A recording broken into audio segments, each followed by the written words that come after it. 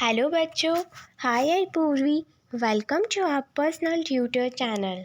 आज हम लोग कक्षा 8 संक्षिप्त बुद्ध चरित का 5वां अध्याय पढ़ रहे हैं, लिच्छवियों पर अनुग्रह। इस प्रकार की हलचल देखकर आनंद कांपने लगा और चक्कर खाकर वैसे ही गिर पड़ा जैसे जड़ के कट जाने पर वृक्ष धरती पर गिर पड़ता है।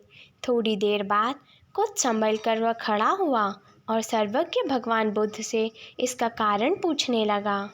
उन्होंने बताया कि मेरा भूगोल में निवास का समय अब पूरा हो चुका है, इसलिए सर्वत्र हलचल है।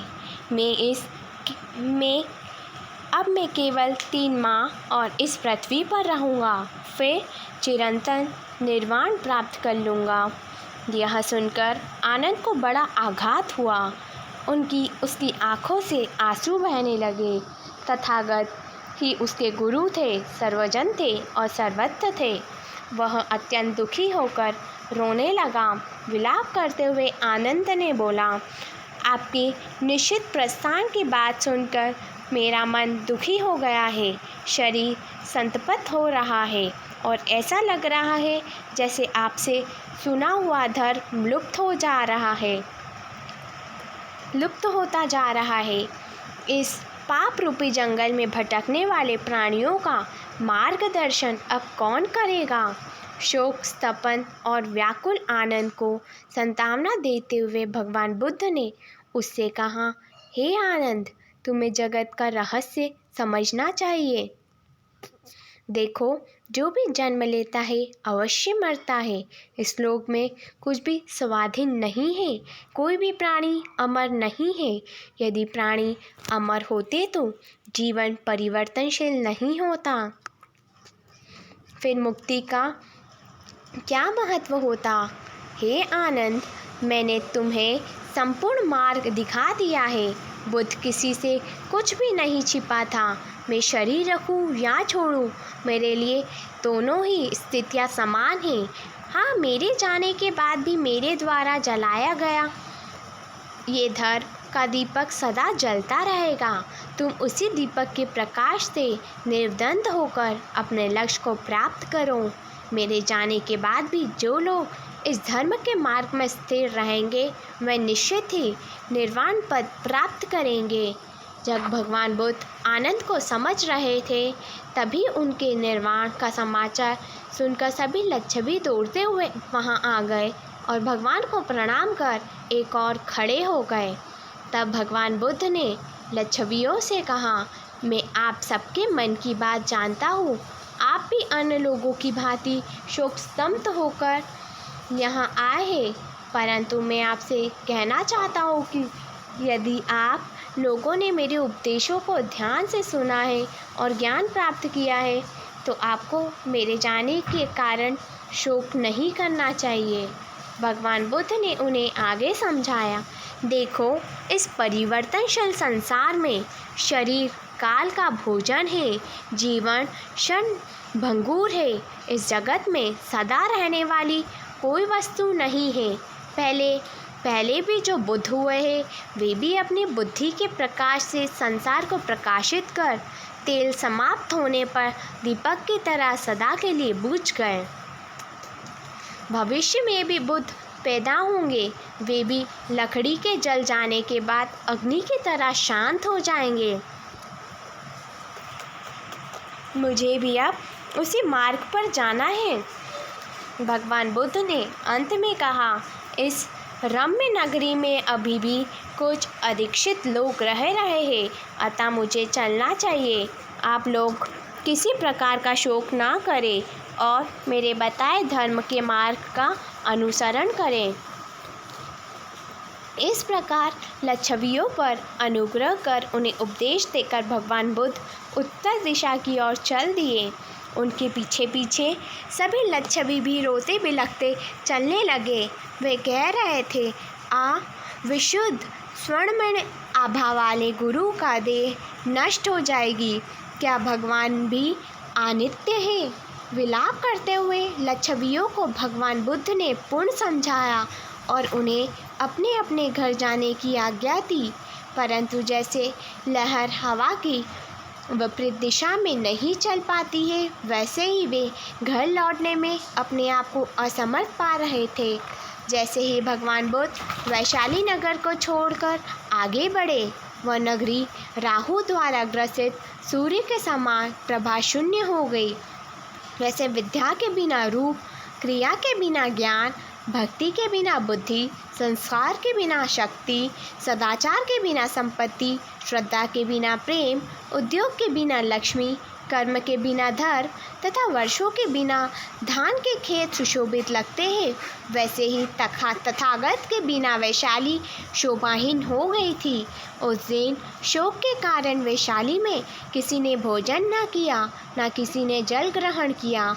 उधर तथागत ने नगर की सीमा पर आकर उसकी ओर मुँह करके कहा, हे वैशाली, अपने जीवन के शेष भाग में अब मैं तुम्हें फिर नहीं देखूंगा, क्योंकि मैं अब निर्वाण के मार्ग पर जा रहा हूँ।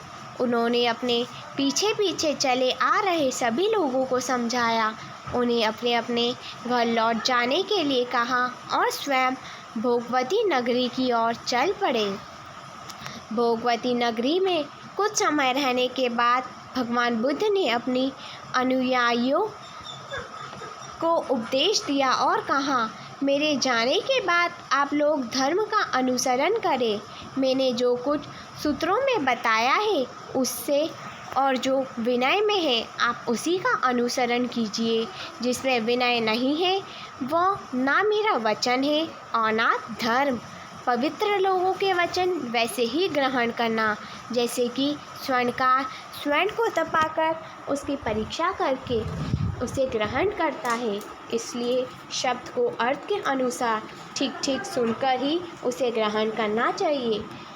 जो शास्त्र को अनुचित रीति से ग्रहण करता है वह अपने को ही क्षति पहुंचाता है।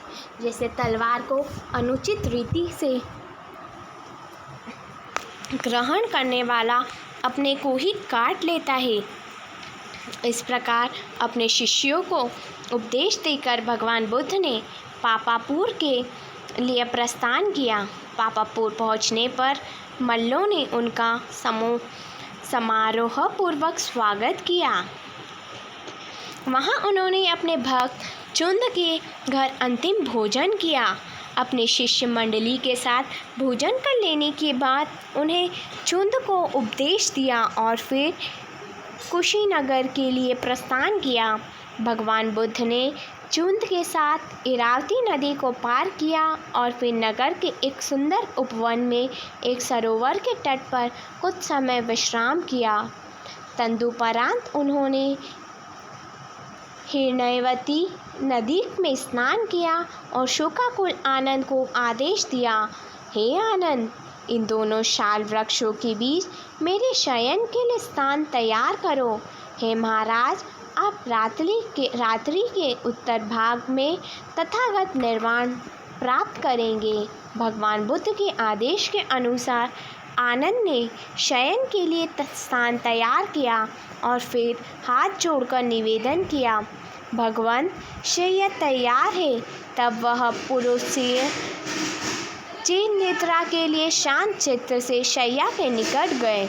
वे हाथ का तकिया बनाकर एक पैर पर दूसरा पैर रखकर अपने शिष्यों की ओर उन्मुख होकर दाई करवट लेट गए। उस समय सारी दिशाएं शांत हो गई, सभी पक्षी निशब्द हो गए और सभी जीव जंतु मौन, मानो सारा संसार स्तब्ध हो गया हो। सूर्यास्त के समय जैसे पक्षियों को घर जाने की शीघ्रता होती है, वैसे ही सभी उपस्थित शिष्यों को अंतिम लक्ष्य प्राप्त करने की शीघ्रता होने लगी। तब भगवान बुद्ध ने आनंद से कहा, हे आनंद, तुम मल्लों को मेरे प्रयाण की सूचना दे दो, वे भी निर्वाण देख ले, जिसके बाद मैं उन्हें पश्चाताप ना हो। आदेश अनुसार आनंद ने जाकर मल्लों को सूचित किया कि तथागत अब अंतिम शैया पर है। यह सुनकर सभी मल्ल अत्यंत व्याकुल होकर आंसू बहते हुए निकल पड़े। वे शीघ्र ही महामुनि के पास आए और अपने आंसुओं से भगवान बुद्ध के चरणों को भिगोते हुए उनके सम्मुख मौन होकर खड़े हो गए। सभी मल्लों को व्याकुल देखकर भगवान बुद्ध ने कहा, आनंद के समय दुखी होना उचित नहीं है। यह दुर्बल और काम्य लक्ष्य मुझे आज प्राप्त हो रहा है। मुझे आज ये सुखमय पुण्य प्राप्त हो रहा है जो पंचभूतों से मुक्त, जन्म से रहित, इंद्रियातीत, शांत और दिव्य रूप है, जिसके बाद किसी प्रकार का शोक नहीं होता। यह शोक का समय नहीं है, क्योंकि सभी दुखों का मूल में मेरा भौतिक शरीर आज नित्यत्व हो रहा है। भगवान बुद्ध के वचन सुनकर एक वृद्ध मल्ल ने कहा, सूजन के लिए हमें शोक नहीं करना चाहिए। फिर भी हमारा चित्त दुखी है, क्योंकि अब हमें आपके दर्शनों का सौभाग्य नहीं मिल पाएगा। जगत के हितैषी के जाने पर भला कौन शोक नहीं करेगा। सोचनीय तो वे हैं जिन्होंने मुनि के दर्शन करके भी सुमार्ग का अनुसरण नहीं किया। सोने के खान में रहकर भी जो दरिद्र हो रहा। वृद्ध मल्ल के वचन सुनकर भगवान बुद्ध ने कहा, सच तो यह है कि मात्र मेरे दर्शनों से निर्वाण नहीं मिल सकता। जो मेरे धर्म को ठीक से समझता है वह मेरे दर्शन के बिना भी दुखों के जाल से मुक्त हो जाता है। औषधि के सेवन के बिना मात्र वेद के दर्शन से रोग से मुक्त नहीं होता। इसलिए श्रेय का आचरण करो। जीवन तेज हवा के बीच दीपशिख की तरह चंचल है। इस प्रकार महामुनि के दर्शन कर और उनके उपदेश सुनकर सभी मल्लों ने उन्हें प्रणाम किया और आदेश अनुसार वे अपने अपने घरों की ओर लौटने लगे। Thank you.